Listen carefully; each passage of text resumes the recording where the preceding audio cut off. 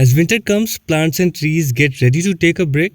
They stop their energy process like making food with their leaves. Since the plant doesn't send water and nutrients to its upper parts, during this time, the leaves die, turn brown and fall off. In winter, plants' leaves turn yellow due to a process called abscission, where leaves fall off. As days become shorter and temperatures drop, they get ready for winter by stopping the production of chlorophyll, the green substance that helps leaves turn sunlight into energy. When chlorophyll breaks down, other pigments become more noticeable, giving the leaves the yellow, orange, and red hues we see in the fall.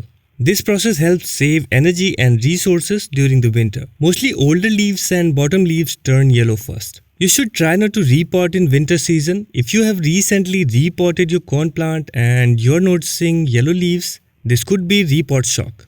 Most plants need a few weeks to several months to completely bounce back from transplant shock. Speeding up this recovery process is possible by giving the plant the correct amount of water, sunlight, and nutrients, which is really hard in the winter. Keeping a close eye on the plant and making necessary adjustments is crucial to support its recovery. And when you repot a plant, there is a chance of accidentally tearing its roots if you're not careful. This can lead to significant problems like limiting the plant's ability to take in necessary nutrients from the soil, but with proper care for both plants and its roots, they can grow back over time. Dracaena plants often develop yellow leaves is often due to incorrect soil moisture, especially overwatering.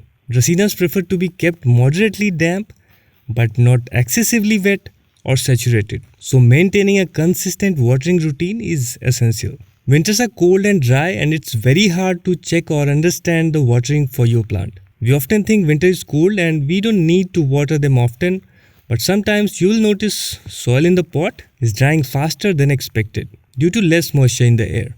So I would suggest you to keep checking the soil moisture to check if it's drying up faster and water accordingly. When humidity is low in winter and soil is dry, Dracaena leaves may droop and develop brown edges, eventually leading to overall yellowing, browning and shriveling. Boosting humidity through methods like using a humidifier or placing a pebble tray can be beneficial for your Dracaena. The water you use might be the reason for your Dracaena's yellowing leaves. Dracaena plants can be sensitive to the chemicals in the regular tap water.